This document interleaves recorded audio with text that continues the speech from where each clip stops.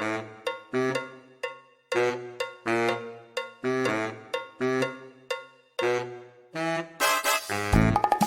and welcome to Come to Daddy with Reuben K, the podcast for people who found it difficult to latch on until their adult teeth came in.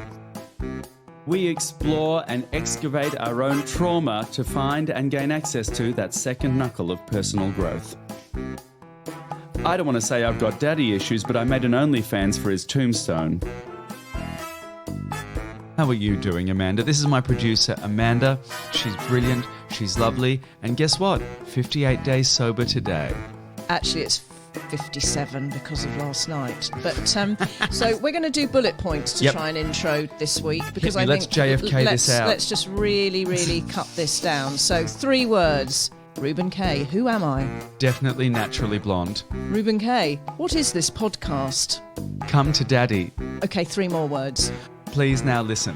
Reuben K. Why are parents so important? Mum, Dad, inheritance. I mean, love. Ouch. Reuben K. Where am I? What am I wearing? Can I just clarify this was written for you? So where are you and what are you wearing? Whether it's you or me, it's the exact same answer. Black lingerie, PVC trench coat, wellies. It's quite a lot of words, but I'm going to let it go. Let me ask you, in 3 words, how do listeners contribute to Come to Daddy? Email, please. Come to daddypodcast@gmail.com. Yes, listeners, do the sins of the father carry on through to the son? Does the apple fall far from the tree? Insert third metaphor here. I'm tired. It doesn't all have to be sort of Freudian trauma, does it? We're looking for lols, bants, and fun. You can tell by the way you said fun that you are not Jewish. So let's get into it. My guest today is a fiercely original comedy voice with a pretty unconventional upbringing.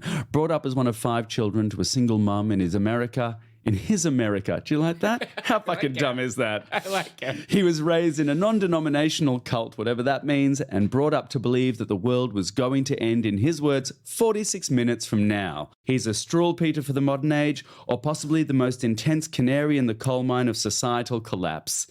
Moses Storm, welcome. Come to Daddy. Thank you so much. Coming from the States, you're blowing my mind by doing any preparation for a podcast, period.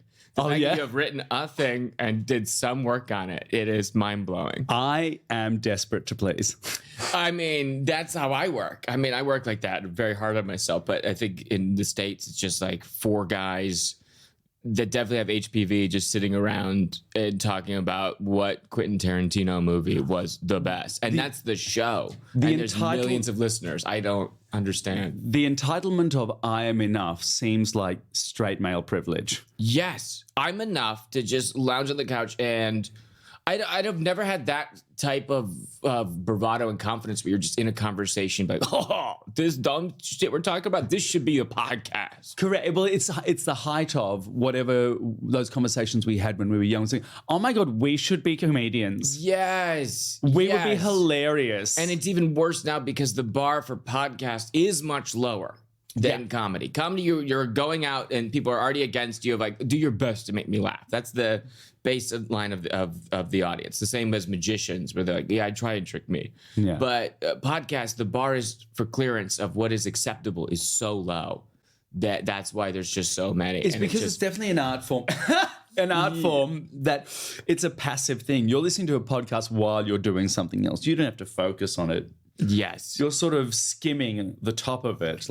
Yeah, well, that's what I like about your work, of just the stuff I have seen, is there is an emphasis on the visual. And it's what I'm trying to do, because I don't think stand-up has kept up with the visual medium. It's fine. Stand-up was very impressive in the 1940s when it was just a guy who didn't die of cholera who was talking for 40 minutes.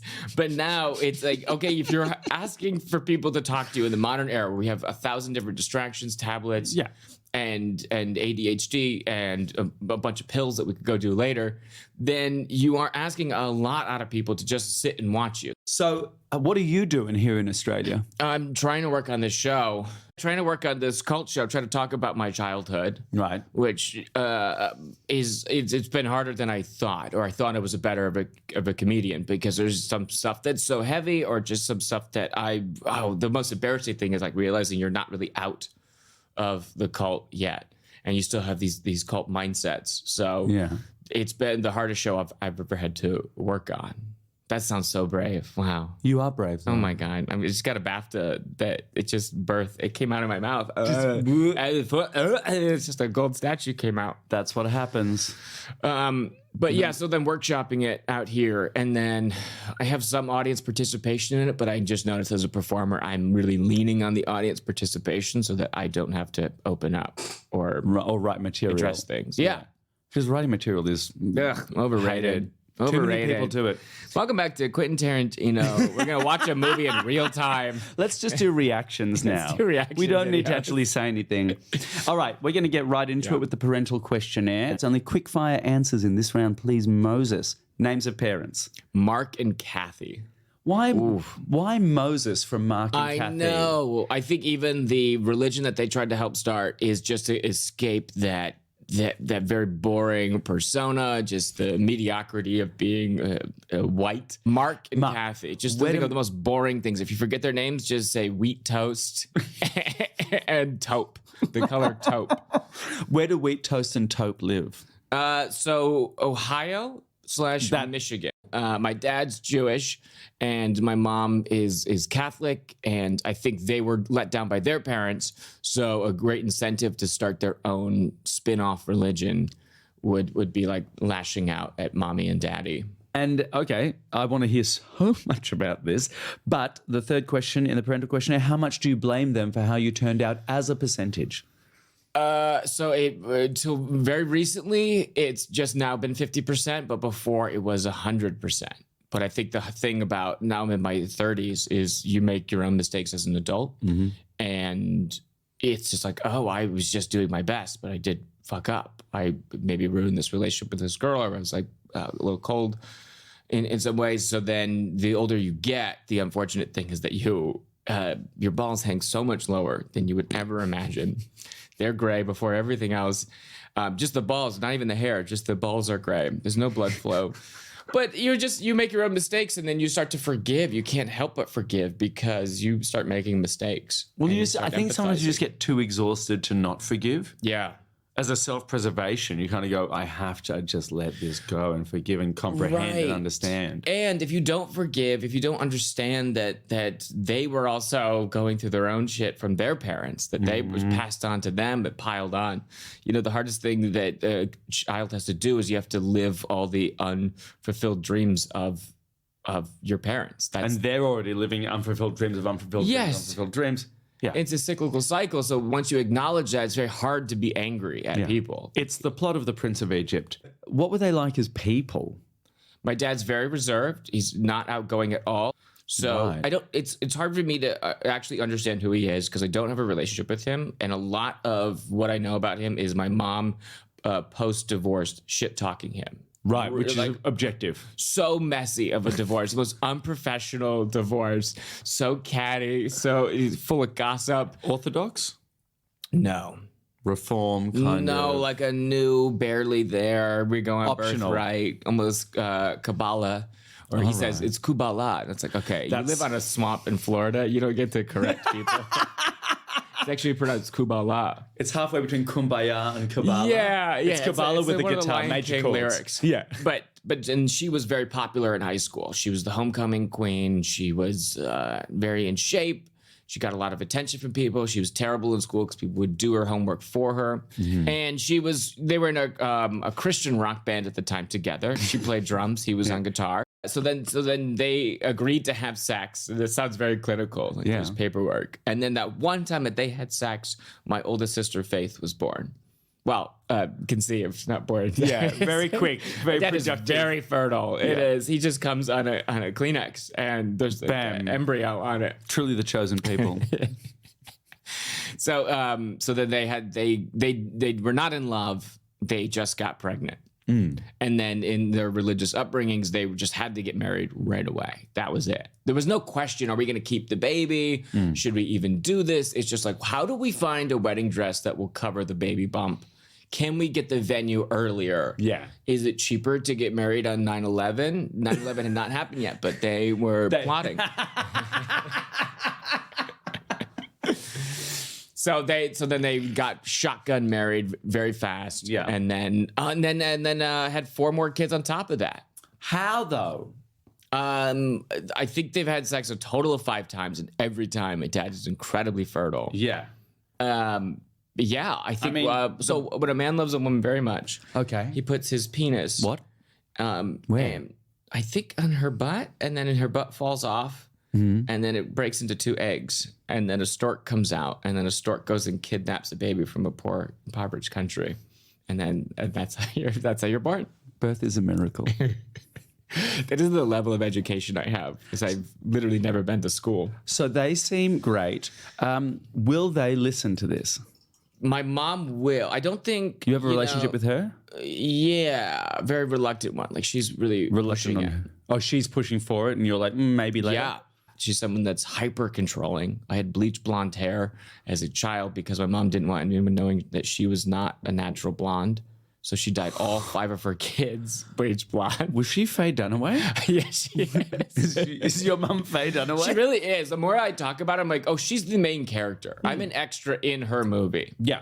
The things that she has done as a human being, really the driving force behind this spin-off religion turned failed cult. But she's someone that if you met her, she's the most charismatic person you've ever met. You're like, that woman is so fun. Yeah. And then how can you say no? Yeah. So your mother is sort of Michigan's answer to Joan Crawford. Yes. And you are Christina, right in the tell-all book. Right in there. What was the religion that they were involved? What was the religion they were in the startup with? It was a mixture of Judaism and Catholicism. They go well. The leader of it is my mom's uncle, so my great uncle. And his origin story is he was a running back at Michigan State.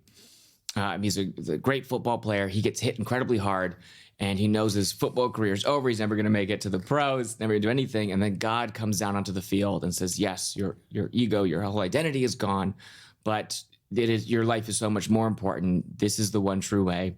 Any organized religion is wrong. Christianity, Catholicism, Judaism. This man has perverted this. The devil's trying to pervert you. Governments are wrong. Public school systems, all that's wrong. It is your job to spread the word. So I was up to it. I was kind of agreeing with a lot of it until it's up to you to spread the word. Yes, especially someone who, I do believe that he did see God. I do believe on that football field, he saw God. We also know through science now that what he was experiencing, James, is CTE. It's a concussion. Yeah. In American football, whatever we call that, they just hit people incredibly hard. And it's very common that people have concussions. People think that their wife that's in bed next to them is a murderer and they will stab them. They get incredibly violent. And then it's very common that they'll see God or have some spiritual awakening, but it is physical brain damage. So I do believe he did see God, but God is just like a black mass. But God is on the brain damage, yeah. Yes, God is brain damage. And that's the takeaway. Thank you for coming to Come to Daddy. That's where we'll leave it. So it's actually very impressive that he was able to get 2 other families on board with this failed cult, this failed mixture of Judaism and Catholicism. What's embarrassing is that my parents heard the same story that you and I just heard and your listeners heard, and then we're like, yeah, that guy with the brain damage is onto something. I'm trying to think of the tenets of Catholicism and the tenets of Right. Judaism, and you're like, oh, so The greatest hits of those 2. No, it's like all the boring parts. Yeah. So essentially, it was based on the King James version of the Bible. But a heavy emphasis on the Book of Revelation. yeah, already it's.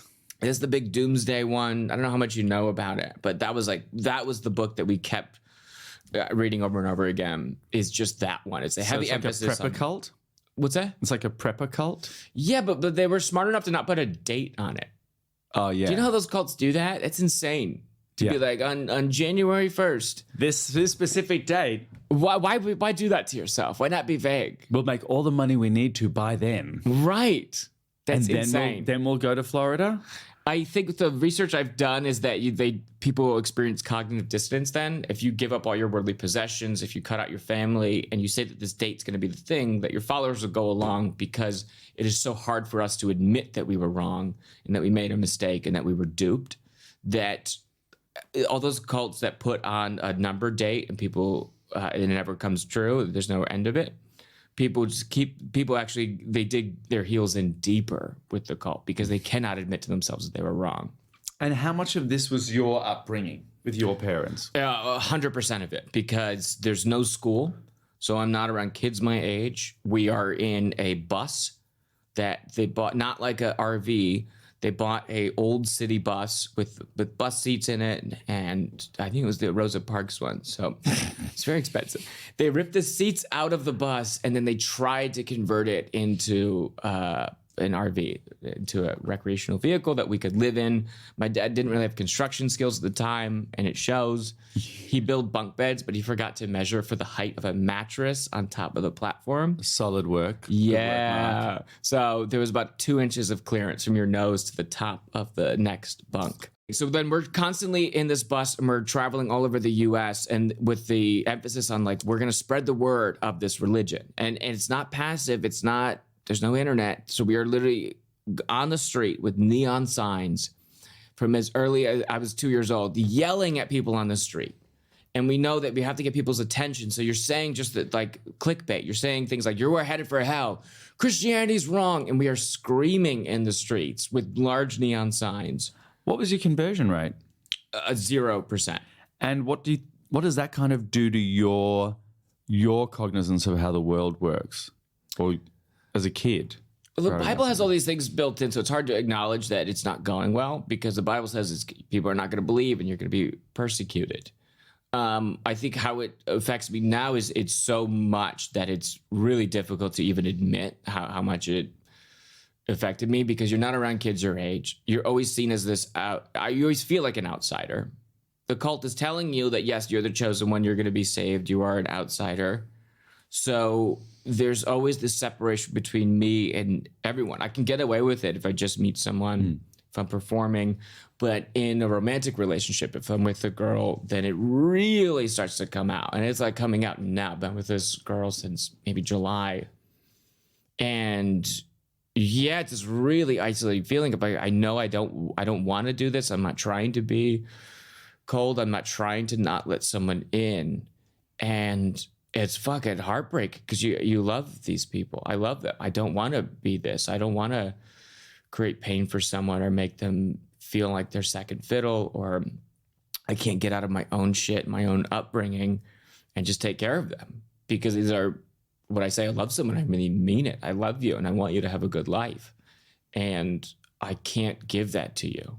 And it's not like a cop-out thing, and they're like, I just can't. I'm just too fucked up, baby. It's like, I want to do that. I don't want to be this. Yeah, me giving the tools to. One of the things that makes me fucking furious is people are like, you're so lucky that happened to you. You're a performer now. You have so much to talk about.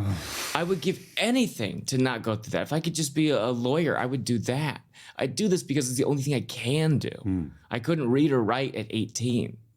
I had never been around anyone else. The thing I was kind of good at was breaking the tension and making people laugh. And it was the only thing I could dig myself out of generational poverty. At that time, like you say, you couldn't read or write at 18. Did you get glimpses of what you were missing in terms of the modern world? Yeah. And how did that affect your relationship with your parents? So the cult leader came back into our life. So we're failing all the way through, street preaching. It doesn't go well. Cult leader gaslights us and says, what are you doing? Why are you not having jobs in the real world? It's like, well, you told us that God's going to end this. So how were you earning money? Yard sales. Of what? In the UK. So we go through people's garbage, that was like stuff they throw out, like people moving last minute or like going through a rush divorce. And we would go through people's garbage. We started by just getting food. We'd go through they throw out so much stuff in America, just full cases of food. because it's all about plentiful. So we're going through people's garbage to eat, and then that eventually leads into, what other things are people throwing away in their personal lives? So then we take that stuff, we clean it up a little bit, and then we have a yard sale every single Saturday. But then I get a job at a grocery store, bagging groceries, and I'm 15 and a half, and it's the first time I'm around people that are not in this cult. And I'm away from my mom, more importantly. I'm away from the indoctrination of that. And then I fell in love with this girl who's, I don't even know if I loved her. It was just like a really kind person to me who was very intelligent. We were in a small desert town of California at this time. Everyone was idiots there. She was very smart. She's a double PhD present day. And it was just someone that was kind to me. And I just bouncing off her head, like the things that I believe, just saying my beliefs about the world, bounced off to just like a sweet 16-year-old girl. I just felt it just immediately unraveled any cult beliefs, any idea. Because like up until that point, like I would go home, I'd work at the grocery store, be writing letters to God and essentially prepping for the end of the world. And it was just instantly, it was like your body like is going through these chemical changes where you can't help it. You're just rock hard all the time. Mm-hmm. And here's someone that's their smell is intoxifying. You give them a hug to leave and you're hard. Yeah. So that was unraveling, and then your body's getting hard and you're getting boners. Yeah. And this very sweet, smart person is like, what? No, why would God live on Saturn? We haven't even been there. Was that why? Was that one of the things? God lived on Saturn? Yeah, God lives on Saturn. Sure. Hates gay people. Great, we're not likable. Little ironic, Saturn, really the gayest planet. It has rings. It's the only planet. It's like, you know what? This planet needs a belt. Jewelry. Yeah. Slimming belt. The belt is slimming. No one wants to be planet shaped, but the belt is slimming. Yeah. The worst part of the cult is my present day life now. The things I'm experiencing as an adult now, my own shortcomings. I think as a kid, if you're in that cult, you don't know any different. You don't know any different. So it's just like, it's just the weird thing your parents do. That was my whole reality. Now I'm out and I'm aware that this is other reality. I'm aware of the childhood that I missed. I'm aware of this connection and romantic relationships of stuff I don't have. And that stuff is that's the most painful stuff. So you try to talk to my mom, like, that was really fucked up what you did. And they're like, oh yeah, but okay, but there were some fun times in there. She just sees it as like my 20s were crazy. Yeah. You're 20, we were crazy. And it's like, well, that was my whole life. That was the malleable part. It's the majority of your life. Yeah. And not just crazy, but dangerous, abusive. Dangerous. It's the most malleable parts of your brain. It's where you're really forming your personality, your trust, your empathy for people. And yeah, so it's really hard to talk to her now because she won't acknowledge that because it's not a big portion of her life. Do you have a relationship with any of your sisters and brothers? Yeah. Yeah? And what's that like? It's really beautiful because we've been through so much together that we can go 2 months without talking. Everyone's spread out all over the states. Everyone picked their own state that they love. They're all really great parents now. They all have kids. Almost as overcorrective, like, I'll show you. It still doesn't justify... No. Our strength doesn't justify their pain that they put on us. Do you have sort of, I guess, anger with mum or dad, or do you also now see them as indoctrinated, taking advantage of? Yeah, that's what's so confusing. It's so hard. You have to acknowledge as you make your own mistakes, or just as you become, just more wisdom. That's you're cursed with age and your body hurts, but then you gain this wisdom. No, I don't want it. I want the perfect body and young, the eternal dumb, heart and full of cum. Exactly. That's your motto. That's it. I forgive them more, but it's really hard to acknowledge that they were just acting out pain cycles that their parents put on them, and then their parents were acting out pain cycles that their parents put on. So it's hard. It's like, well, when does that stop? When do we start taking accountability for our actions? Yeah, and changing something or trying. I guess it's accountability for trying to change as opposed to actually being able to execute the change, because sometimes that ability is... So how do you communicate that in your life? How do you say that I'm trying without it sounding like a cop-out? Like, I'm trying. I don't want to be holding you up by gunpoint and mugging you right now. I'm really trying to not be this person. But when I do mug people at gunpoint, I don't take everything. Yeah. I leave them something so they can start again.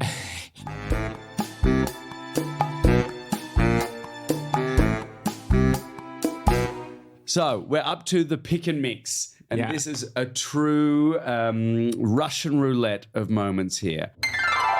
Pick and mix, pick and mix. It's time for us to do pick and mix. And today you have chosen, drumroll please, Amanda. It's quite hard. There's a lot of saliva on that microphone Got now. a sore tongue.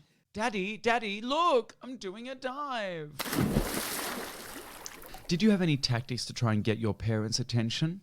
That's very relevant because over the past holidays, I was feeling guilty. Or it was like part of the relationship I was in now of like, oh, I should reach out to my dad. So I connected with my dad on this website for elderly people called Facebook. And it's the only way I have like any sort of connection with him. And then through that, I was just like trying to like reach out and give myself that identity of like, look at me, I'm being the bigger person. And it's not even some far off. This is like me in December. So it's like me now. But so I reached out to him and then we get talking and he's upset that I got the vaccine.